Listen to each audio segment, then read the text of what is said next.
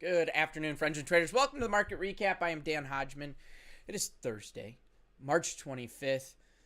Fun day. Volatile. Good opportunity. Some levels we talked about played out.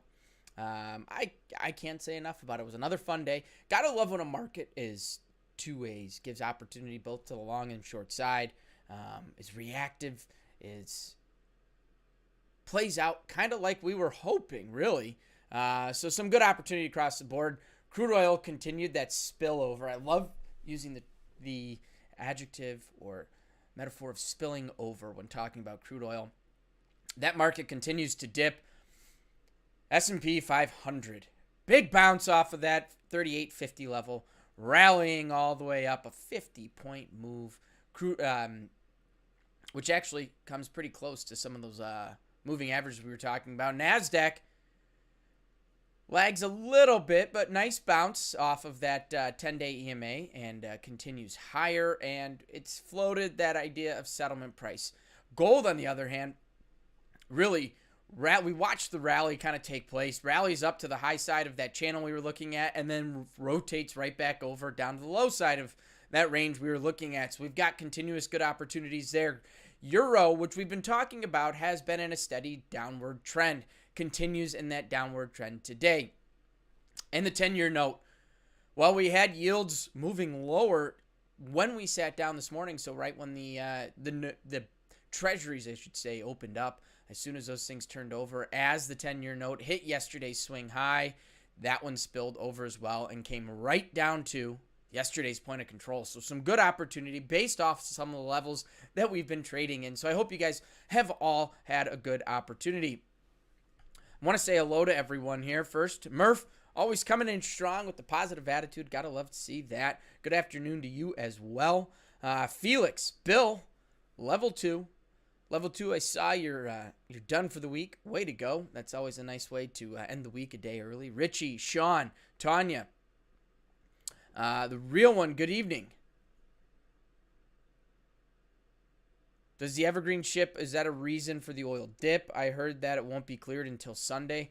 Well, in theory, wouldn't it mean the opposite, right? If shipping lanes are delayed, we're not getting the supply. In theory, it would mean that, well, prices probably would go higher, but we've got a nice little stockpile of oil kind of going all the way back to last year. So I think we're just continuing to try and find fair value there. I think I'm blushing, level 2. Magnum, good to see you. France, good to see you. Ended up making it $1, overtraded in the afternoon. Hey, a positive day is a positive day. Recognize what went wrong, and we build from there. President Biden had his first press conference today. Talked about the border, voting rights, filibusters, things of that nature. Take a look at that. I recommend it. Like we were saying here, this ship down in the Suez Canal, still blocked up. Word Sunday. So we've got that stuff going on. And March Madness continues underway. I do find one thing interesting, that Joe Biden's already talking about re-election in 2024. So we'll see what's going on with everything there. And let's go ahead and take a look at these markets and see what we had going on here today. As always, we're starting with crude oil. I didn't build out a new chart yet, so we just have a separate set. So here's what we like. We're looking at yesterday's overnight lows after the market closed. We're taking, or not yesterday, excuse me, going back to Tuesday. And what did we talk about this morning? We said, look, let's start to keep an eye on how this market reacts as it approaches down to $58 down to $57.70. Well, we moved through $57.70 a little bit, but we had some opportunity to look for a trade as that market pulled back to, yep, you guessed it, $57.71. To me, here was our opportunity. We found some support. Buyers were exhausted. Market wants to turn around. Nothing huge, but we definitely have a nice 50 to 65 cent trade right in here. That's what I'm looking at. That, to me, was a great opportunity for an entry, and we can sit here, justify risk management as we take a look at these moves. Next, let's go ahead and look. I clicked the wrong button there. Got to get rid of that one now. All right, S&P 500. So, rotation to settles. That's what we looked at. Does that happen off the open? It took a little bit. It tried initially, didn't quite get there. Came all the way down to 38.43. Now we were more talking, let's keep an eye as this market approaches 38.80 and watch how the reaction is there. This is where we were this morning, 38.80. Or, excuse me, not 38.80. 38.30. 38.30. Excuse me. 38.30. We did not get all the way down there, but the market did rally. Here's what I liked. We got a little bit of a pullback. Where's that falling into? What are we looking at in this area? And that's that 38.80 we were talking about this morning. Fell right back into it, and the market gave us a chance to take off to the upside. So huge trend day here in the S&P 500. Now NASDAQ, we had tech on the hill. NASDAQ, we have an assumption is probably going to be a little bit more of a laggard and really fell into a nice range. And here's what I love.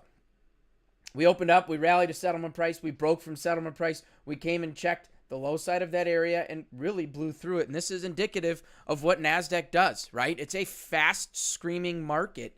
It has the elasticity to blow right through certain levels, but that level continued to hold.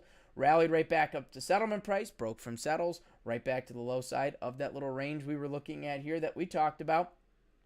And once again, a great pop right up to settlement price. These are some opportunities. These are things that we want to be thinking about.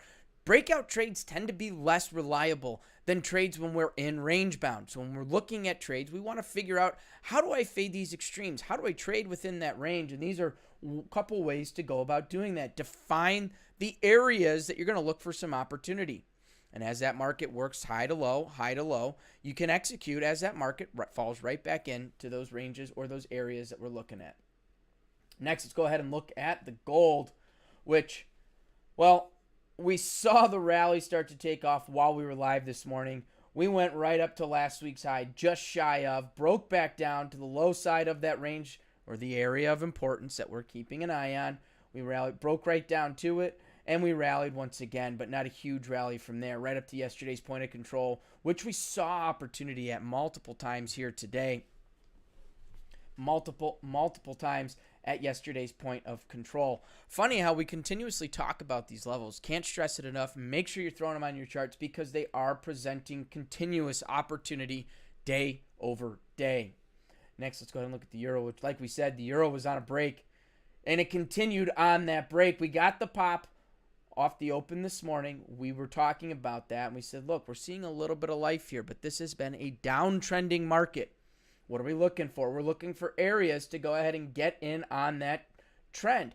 Well, we said, look, we've kind of defined a nice short time frame channel that we can look for opportunities on those extremes. Right here was that opportunity to take this market all the way down. And you could have rode this thing all day long and still have been in it until about 30 seconds from now. And then lastly, let's go ahead and look at the 10-year note. So here's where we were this morning. We said, look, we've got opportunity. Yes, yields were down. So we have to ask ourselves, let's keep an eye on how this market reacts at this price. We have a great opportunity to take a short because we can keep our stops relatively tight. If we go long, we're going to have a little bit more room on the stop, and we want to keep that stuff in mind when trading a treasury market. Market started to rotate over, and it showed that it was finding a lack of buyers. Sellers started to overpower, push this market right down to settlement price, and this is what's incredible, right down to the tick of yesterday's point of control right down here. So good opportunities in these markets across the board. I hope you guys all were able to take advantage of them. Oh, I should probably click this button here so you can see my face. I don't know if that's a good thing or a bad thing. But great opportunities across the board. So make sure when you are framing out these markets, you are defining these levels. You're looking at areas where you can find opportunity. No level is going to be, I'm short here or I'm long there. Every time you want to watch how the market reacts at it. Obviously, if we're in some situations, if you can catch that short at a level or the long at a different level, maybe that's going to be the trade to be taking. But every time we approach them, I can't stress enough. Ask yourself, where's the opportunity? Where's my risk if I go long? Where's my risk if I should go short? Making sure we run through all of those questions that we can ask. Bach, good to see you, and same to you, Emma. As always, everybody, thank you for joining in on these, and I appreciate all the comments and the likes. If you're not subscribed, make sure you do follow and subscribe, turn on the alerts or whatever it is. Can't thank you guys all enough for always joining in with me. So opportunity was prevalent today. Tomorrow, I don't think that's gonna the lack, right? International trades and goods at 7:30 a.m. Central Time, and personal income and outlays 7:30 as well. Beyond that, going to be relatively quiet until 9 a.m. with the consumer sentiment. Nothing too crazy there. But man, it's been a heavy week. Got to continue to keep an eye on what the news is talking about and everything going on there. Now, touched on our news. Rates, like I said, your yields turned around. They are positive from the 7-year to the 30-year. All turned positive. 30-year up 0.04. 10-year up 0.14. Excuse me. So we do have a positive day on the yields, which we can deduce that by looking at the Treasury market, seeing what's going on there. Tesla, all over the place, but a positive day, $640. GameStop, we were $120 this morning, $183 right now. Airbnb, our buy, we've lost a little bit on that one. Remember, long 148, but 176 here today. So down a little bit, but nothing to get too upset over on that one. And our Bitcoin, I got to pull this up. I did not pull it up ahead of time. That's on me. Bitcoin down, continuing a little bit of a downtrend that we've been in for about 1, 2, 3, 4, 5 days or so. Bitcoin is trading 52,353. So, all right. And lastly, as you guys know, love to take a look at, if I can find my tab. I got so much going on this screen.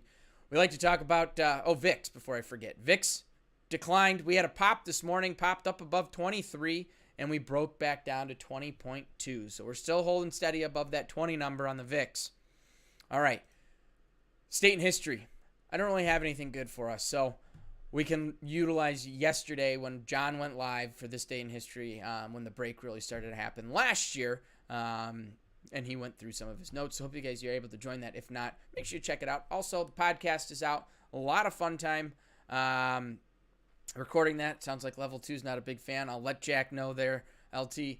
But always a fun time. If you ever have topics or things you guys think we should be discussing on that podcast, let me know. Always open to anything we can bring in. I'm having a lot of fun since we've kind of adjusted our style, more or less, just kind of me and Jack hashing it out. So on that note, guys, I'm going to go ahead and sign on out. I'll be back tomorrow morning, 8 a.m. Central Time with the market forecast. So until then, stay safe, wash your hands, trade smart, and trade well. I look forward to seeing you guys in the markets. Take care, everybody.